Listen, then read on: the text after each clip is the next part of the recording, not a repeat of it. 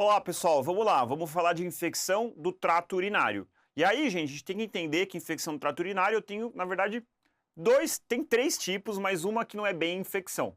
Então a gente vai falar aqui da bacteriúria assintomática, que a gente vai detectar uma bactéria na urina, porém sem sintomas, como o próprio nome diz. Você vai ter a cistite, ou infecção do trato urinário baixo. E por fim, você vai ter a pielonefrite. Pielonefrite, que é uma infecção do parênquima renal. Lembrar que a infecção do trato urinário costuma ter um caráter ascendente. Então o paciente começa com uma infecção de trato urinário baixo e pode evoluir para pielonefrite. Pode ter por disseminação hematogênica? Pode, mas é muito menos frequente. Então vamos martelar aqui, gente, essas definições. Bacteriúria assintomática é um patógeno colonizando a urina. Como o próprio nome diz, não há sintoma. Por algum motivo, pediram uma urocultura para esse paciente, para essa paciente geralmente. Não deveriam ter pedido na grande maioria dos casos. Vem uma urocultura positiva, estamos diante de uma bacteriúria assintomática. Cistite, como eu já falei, infecção do trato urinário baixo, infecção que acomete a bexiga. E pielonefrite, infecção do parênquima renal. Além dessa divisão anatômica, a gente pode dividir a infecção do trato urinário como complicada ou não complicada. Cuidado com esse termo, gente. Isso aqui não é complicada no sentido de gravidade.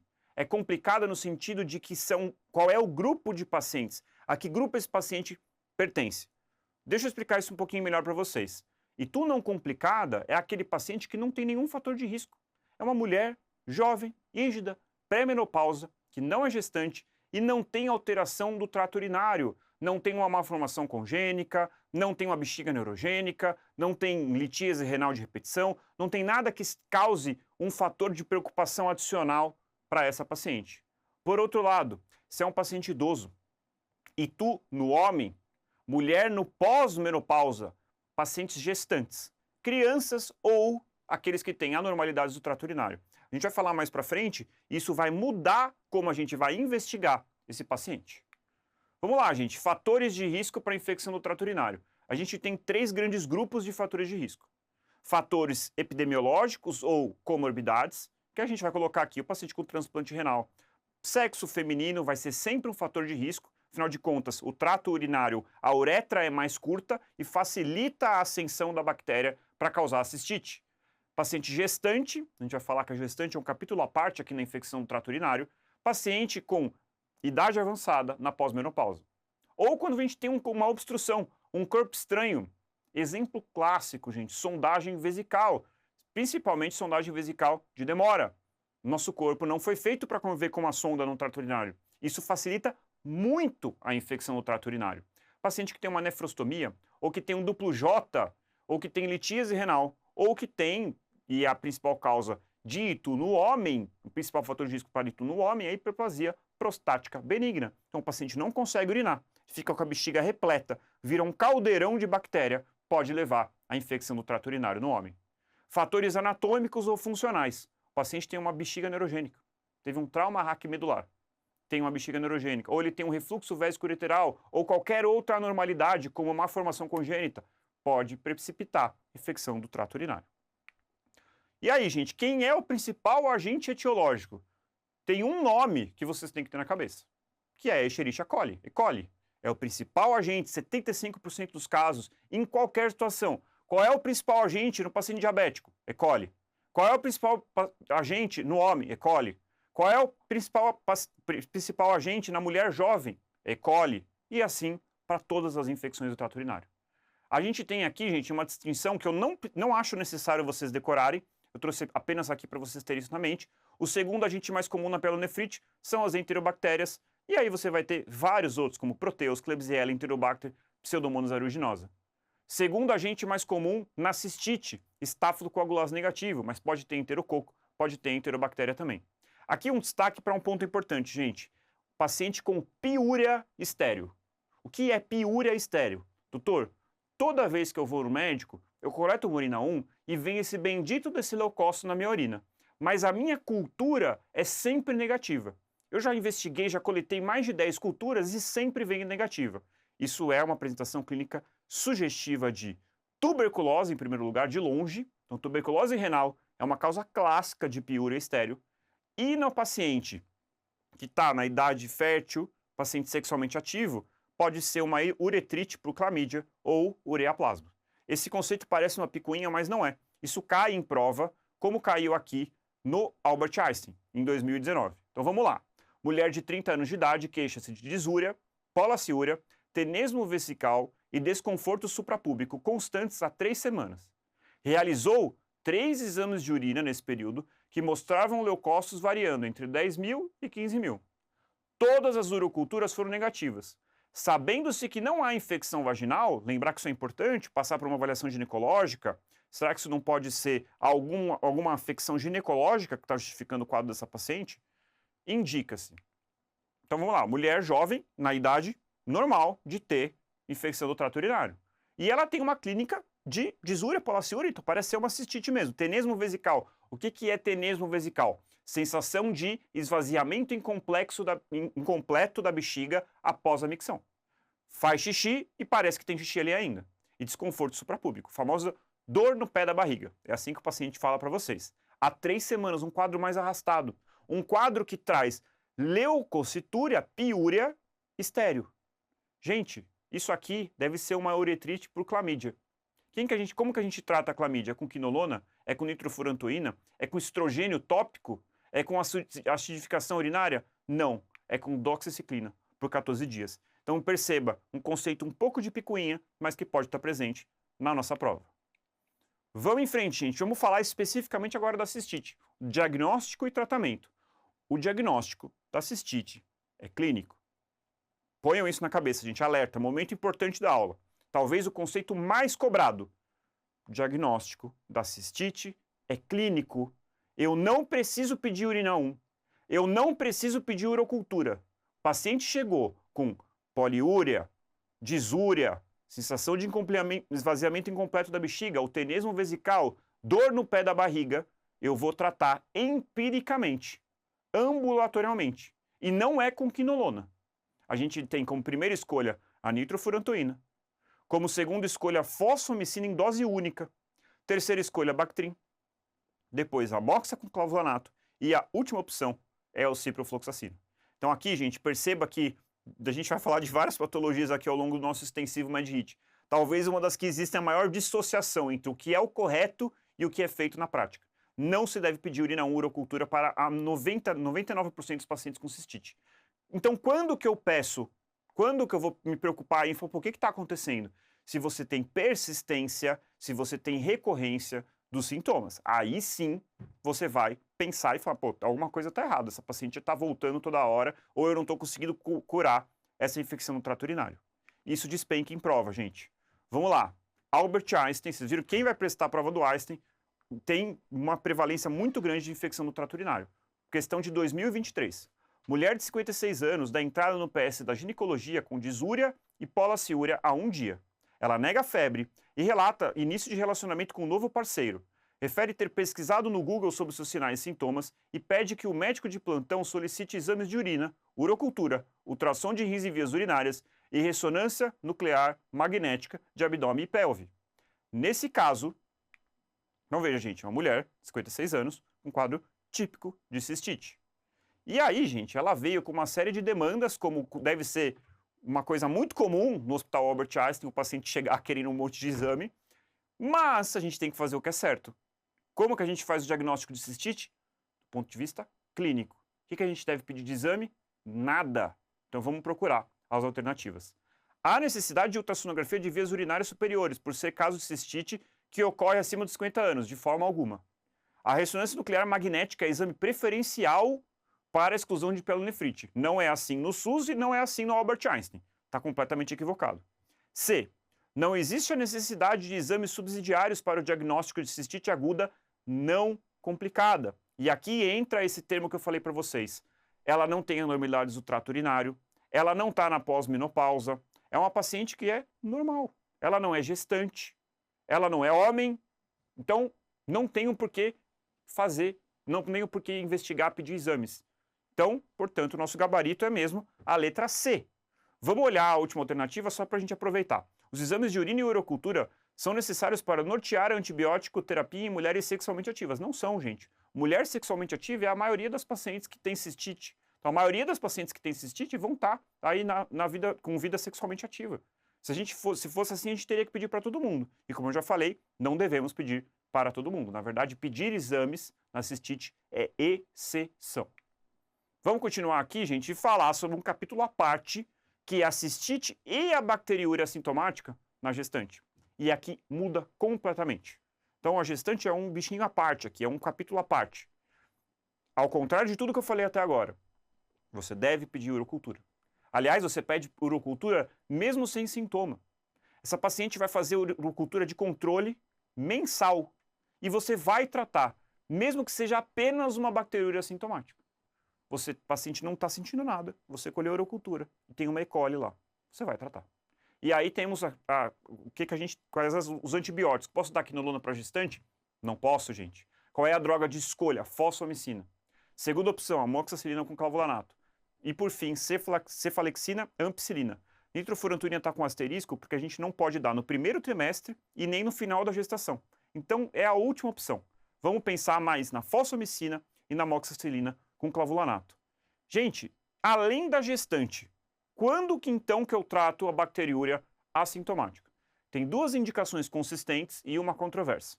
As duas consistentes são gestante em qualquer período, bacteriúria assintomática na gestante, eu trato. Não só eu trato, como eu peço urocultura de controle para ver se eu erradiquei. E depois eu vou pedir urocultura mensalmente ao longo da gestação. Procedimentos com manipulação do trato geniturinário. O urologista vai lá, vai manipular o trato urinário. Aí sim, gente, eu vou ter quebra de barreira. Se essa paciente está colonizada, ela pode evoluir com infecção. Então essa é a segunda que tem evidência. Controverso no paciente transplantado renal nos primeiros 3 meses. Por que nos primeiros 3 meses? É aquele momento em que ele está no ápice da imunossupressão. Ele acabou de receber uma imunossupressão cavalar. Então, se você tem uma urocultura positiva, você vai tentar erradicar essa bactéria. Então, essas são as indicações. Mais uma vez, tratar a bacteriúria assintomática é exceção. Vamos continuar aqui, olha lá. Questão da Santa Casa 2022. O tratamento da bacteriúria assintomática. A. Está sempre indicado. B. Indicado para idosos. C. Indicado para mulheres. D. Indicado para gestantes. Ou E. Nunca deve ser feito. Então, aqui, nosso gabarito está indicado para gestante. Está indicado para quem vai manipular o trato urinário.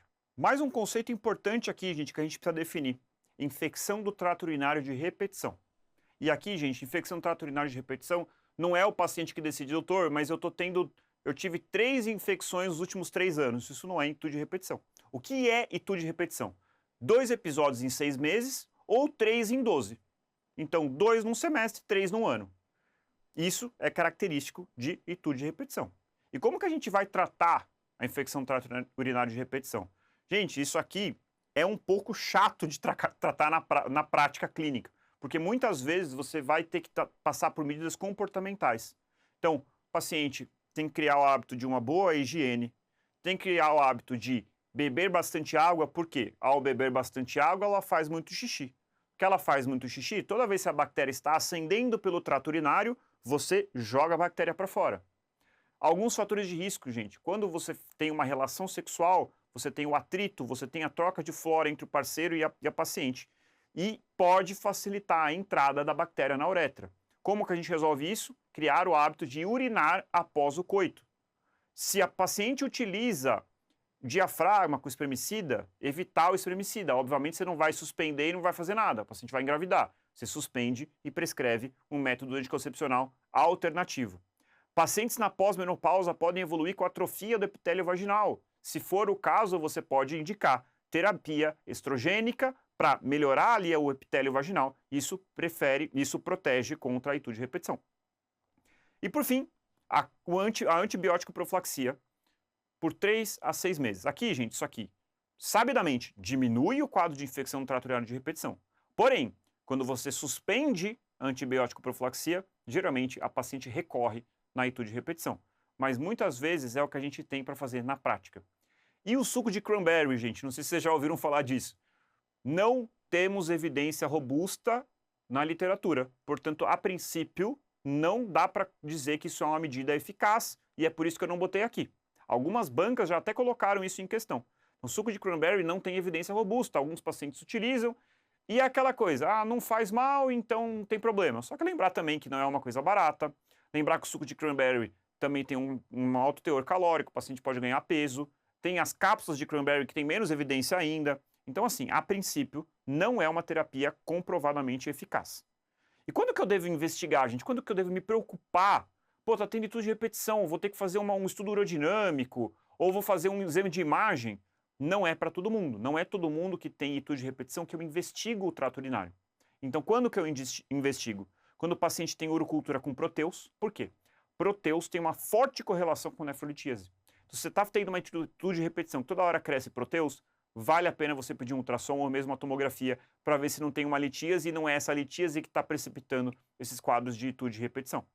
Se você tem litíase, você vai investigar. Se o paciente tem etudo de repetição e está expelindo pedra, vou ter que investigar extrato urinário. Paciente com hematura persistente também, gente. Hematura persistente, a gente sempre tem que pensar em neoplasia. Se for uma paciente tabagista, por exemplo, pode ser uma neoplasia de bexiga, ou mesmo um tumor primário renal. Então temos que investigar.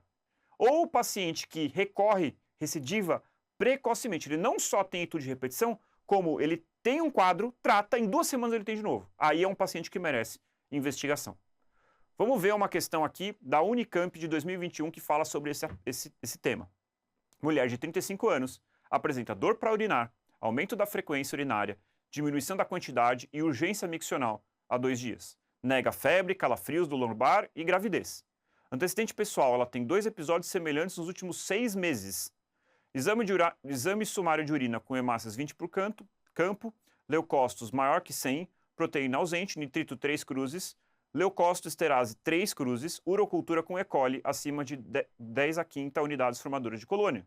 Sensível a todos os antibióticos testados. Após o tratamento deste episódio, a conduta para prevenir novas infecções é... Gente, primeira coisa, ela tem infecção de repetição? Sim, gente, ela está tendo um 3º episódio e teve 2 nos últimos 6 meses. Então ela tem 2 em 6 meses, ela tem 3 em 1 ano. Então ela tem critério de infecção do trato urinário de repetição. Vamos ver aqui qual é a opção que nós temos para diminuir a novas infecções. De baixo para cima. Investigar a malformação do trato urinário? Não, gente. Ela não tem histórico de litíase, não é um proteus, é uma E. coli, não tem nenhuma normalidade do trato urinário, a gente não tem por que investigar. A gente vai fazer o tratamento da infecção do trato urinário e vai tentar diminuir a recorrência desse quadro. Investigar a nefrolitíase também não tem indicação. Não tem nada que faça pensar em nefrolitíase. Não tem clínica de cólica renal, não tem proteus na urina, como eu já falei. B. Prescrever profilaxia pós-coito com ciprofloxacino. Gente, ciprofloxacino não é uma droga de primeira linha no tratamento da cistite. Além disso, não é com ele que a gente faz profilaxia. Com o que a gente faz profilaxia? Com nitrofurantoína, geralmente, por 6 meses. Então, nosso gabarito é a letra A. E por fim, gente, vamos falar da pielonefrite. A pielonefrite, o diagnóstico é tranquilo, o tratamento é um pouquinho mais chato. Eu vou pedir aqui um momento de concentração de vocês, porque é um pouquinho mais chato e vou tentar facilitar para vocês. O diagnóstico, gente, também é clínico. O diagnóstico de pielonefrite é dado por meio de um bom exame físico, uma boa história, e a gente vai conseguir chegar no diagnóstico com tranquilidade. Paciente com sintomas urinários, lembrar que aqui vão aparecer também os sintomas sistêmicos. Então o paciente pode ter febre, o paciente pode ter prostração, o paciente pode ter calafrio, dor no corpo e o famoso sinal de Giordano positivo.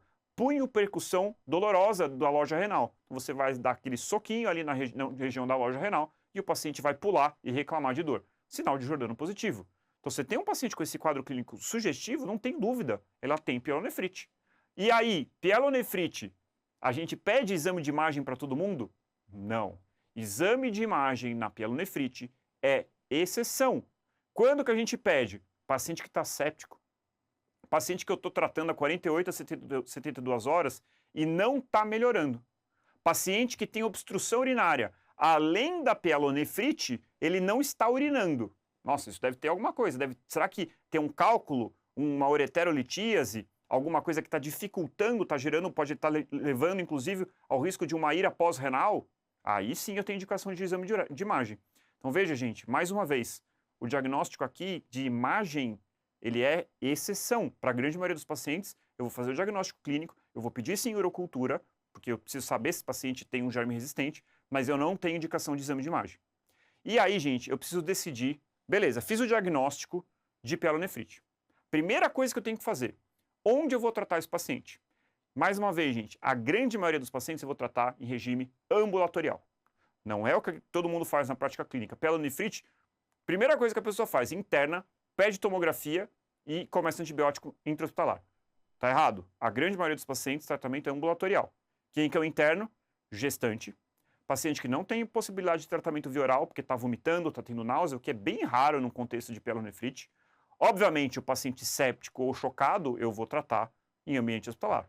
Ou aquele paciente que tem, isso aqui é uma indicação que é um pouco febre persistente. O paciente está fazendo febre de forma recorrente ou eventualmente já está tomando antibiótico e continua com febre. Esses pacientes devem ser internados. E isso é importante, gente, porque eu tenho um esquema antibiótico para paciente ambulatorial e um outro esquema antibiótico para o paciente que eu vou tratar em regime hospitalar. Então aqui é a parte mais chatinha da aula. Beleza. Olhei meu paciente, eu vou tratar ele de forma ambulatorial. Então o segundo passo é escolher o meu antibiótico. O que eu tenho que perguntar? Na urocultura que eu pedi, veio um germe multidroga resistente? É um paciente institucionalizado? Ele já fez uso de quinolona, Bactrim ou cefalosporina de terceira ou de quarta geração? Não. Se você não respondeu não para todas essas perguntas, você pode fazer ertapenem, ceftraxone, aminoglicosídeo, EV, e complementar o tratamento, então você vai fazer uma dose EV de uma dessas três drogas e complementa com quinolona via oral. Então a quinolona, que habitualmente é usada para tratar cistite, ela tem um papel muito importante no tratamento da pielonefrite. Então, se ele não tem nenhum desses fatores, eu dou ertapenem, ceftraxone ou aminoglicosídeo EV, seguido de quinolona via oral. É possível, inclusive, tratar direto com quinolona via oral. Isso é um pouco controverso, depende um pouco da referência, mas não está errado você dar também para o paciente que não tem sepse, não tem nenhum daqueles critérios de internação, dar quinolona via oral em regime ambulatorial. Agora sim, ele tem respondeu sim para algum desses pontos, você vai dar uma dose de ertapenem, e aí não pode ser ceftraxone, aí não pode ser aminoglicosídeo, tem que ser carbapenêmico e complementar com a quinolona via oral. Então essa é a diferença. Vamos então agora, gente, falar do paciente que eu vou tratar em regime de internação. Então, esse paciente tem algum critério para internação. Ele é um paciente uma gestante, é um paciente que está séptico, é um paciente que tem febre persistente. Eu preciso tratar ele internado. Portanto, eu tenho que perguntar, a primeira pergunta é, este paciente está séptico? Esse paciente tem choque séptico? Se a resposta for sim, além de internar, eu já peço de cara um exame de imagem. Por quê, gente? Eu não tenho margem de erro. E se tiver ali um cálculo renal impactado, eu preciso tirar aquele cálculo dali, senão ele vai morrer de sepse. Então, sepse, choque séptico, eu interno e peço imagem. Além disso, o tratamento vai ter que ser com carbapenêmico e vancomicina. Eu preciso cobrir gram positivo, gente. Eu não tenho margem de erro. Agora, ele tem que ser internado, mas ele não está séptico. Então, eu vou pedir imagem somente se suspeita de obstrução. E para escolher o antibiótico que eu vou dar para esse paciente, eu tenho que ver se ele tem fator de risco para a resistência antimicrobiana. Aquele paciente que não tem fator de risco, não mora em casa de repouso, não tomou antibiótico, eu posso dar ceftraxone ou quinolona, associado ou não a gram positivo. Associado com... Quando que eu vou cobrir gram positivo? Quando na urocultura tiver gram positivo. Agora não, gente. Esse paciente tem risco de resistência, mora numa casa de repouso. Então eu não posso me dar o luxo de tratar com ceftraxone ou quinolona. Eu vou dar de cara tazo ou carbapenêmico, associado ou não com vancomicina. Quando que eu vou associar vancomicina? Se esse paciente tiver uma urocultura positiva para gram positivo. Então, essa parte do tratamento é um pouco mais chata mesmo, gente. Passa, volta, olha de novo os organogramas, lê o resumo para fixar esse conceito. Vamos lá. Questão da Unifesp de 2024. Mulher de 32 anos de idade deu entrada no pronto-socorro com quadro de febre, dor lombar a 24 horas, exame de urina com leucostúria. Qual é a conduta baseada no diagnóstico mais provável? Gente, mulher jovem com febre e dor lombar a 24 horas e leucostúria na urina. Qual é o diagnóstico mais provável? Pielonefrite. O que eu vou fazer para essa paciente? Mesmo sem saber que ela tem litíase, eu vou pedir uma ureterolitotripsia. Não, né, gente? Eu só vou fazer ureterolitotripsia se ela tiver cálculo renal. Então aqui não tem nada que sugira um quadro como esse. B, passagem de duplo J. Tem algo que sinalize obstrução? Eu estou comprovadamente diante de um quadro obstrutivo? Não. Então, não tem como pensar nessa possibilidade. Antibiótico terapia endovenosa com cobertura para Gram negativo. Sim, gente, eu preciso cobrir Gram negativo, né? Principal agente na cistite, na pielonefrite, é E. coli, certo? D, antibiótico terapia oral com cobertura para Gram positivo. Isoladamente, gente, a gente não vai nunca dar Gram positivo, dar cobertura apenas para Gram positivo. A gente pode até associar a cobertura para Gram positivo, principalmente quando a urocultura vem positiva ou positiva para Gram positivo, ou quando eu estou diante de um quadro de sepse. Não menciona nada de sepse aqui. E, obviamente, eu preciso cobrir preferencialmente Gram negativo. Então aqui, gente, uma questão um pouquinho mais complicada, mas dá para perceber que, por bom senso, o único tratamento que faz sentido aqui é a antibiótico terapia endovenosa com cobertura para Gram negativo. Trouxe aqui uma tabela, gente, para a gente sintetizar tudo isso que a gente falou, tirando a parte do tratamento de pielonefrite, que não caberia numa tabela porque é muito mais complexo. Então vamos lá. Bacteriúria assintomática. Qual é o sintoma? Nenhum. É assintomático. A localização é na urina. Afinal de contas, você vai ver uma urocultura positiva. O diagnóstico é laboratorial. A imagem nunca deve ser pedida, ela nunca deve ser tratada, exceto naquelas exceções que eu já falei, e a gente vai recapitular nas mensagens para vocês levarem para casa. Antibiótico que eu vou usar, não vou usar porque eu não vou tratar. Cistite, quadro clínico é dor em hipogasto, disúria, poliaciúria, urgência miccional. A localização da infecção é na bexiga. O diagnóstico é clínico, eu não devo pedir imagem e o tratamento é ambulatorial em todos os casos. Quais são as drogas preferenciais? Nitrofurantoína, primeira opção, fosfomicina dose única ou Bactrim, terceira opção. Pielonefrite, gente, o diagnóstico também é clínico, sintomas sistêmicos, com febre, calafrio, dor lombar, Jordano positivo. A localização é no rim, em uma infecção do parênquima renal. O diagnóstico é clínico laboratorial, porque eu vou pedir urocultura para esse paciente, eu preciso ver que bicho é esse. Quando que eu vou pedir imagem? Apenas quando ele não responde à antibiótico terapia, após 48, 72 horas, ou no paciente que tem sepse ou choque séptico. Esse paciente, eu não tenho margem de erro, eu preciso ver se tem alguma alteração anatômica, preciso ver se tem um cálculo impactado ali. Quando eu interno a pielonefrite, gravidade / sepse, paciente gestante, paciente que não tolera tratamento via oral ou febre persistente. E o tratamento antibiótico, a gente vai depender da gravidade e da presença ou não de fator de risco para germe multidroga resistente. E aí a gente não vai ter jeito, vai ter que olhar o nosso algoritmo. Então vamos aqui, gente, para algumas mensagens finais. Tem uma aula com muitos conceitos. Eu vou trazer aqui o principal. Então, se você estiver dormindo, se ajeita aí na cadeira, presta atenção que essa parte é importante. Quando eu trato bacteriúria assintomática? Gestante. Quando eu vou fazer um procedimento urológico e um pouco mais controverso, paciente transplantado renal nos primeiros 3 meses. ITU não complicada. Como eu defino uma ITU não complicada? Aquela paciente típica, mulher, jovem, rígida, pré-menopausa, não gestante, sem normalidade do trato urinário. E a ITU complicada é todo o resto. Homem, idoso, pós-menopausa, todos esses eu caracterizo como complicado. E. coli é o principal agente em qualquer situação. Seja cistite, seja bacteriúria assintomática, seja pielonefrite, seja pielonefrite grave ou não grave, é na gestante, não é na gestante, é sempre ITU, é sempre E. coli.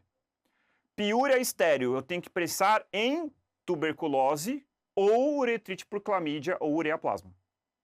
Quando eu peço urocultura num quadro de infecção de trato urinário, infecção do trato urinário relacionada aos cuidados de saúde, persistência e recorrência dos sintomas, gestante e infecção complicada ou presença de pielonefrite. Então aqui são as indicações de pedir urocultura. Perceba que a gente pede muito mais do que a gente deveria na prática clínica. Como que eu vou definir a ITU de repetição? 2 episódios em 6 meses ou 3 episódios em 12 meses. Antibiótico terapia na cistite. Primeira opção, nitrofurantoína. Segunda opção, fosfomicina. Continuando aqui. Quando eu interno o paciente com pielonefrite? Sepse, choque séptico, paciente que não tolera droga via oral, paciente que tem febre persistente ou a paciente gestante. Quando eu peço imagem na pielonefrite? Sepse, choque séptico, suspeita de obstrução ou ausência de melhora após 48 a 72 horas. O tratamento ambulatorial da pielonefrite eu faço com ertapenem, ceftraxone e aminoglicosídeo, seguido de quinolona via oral.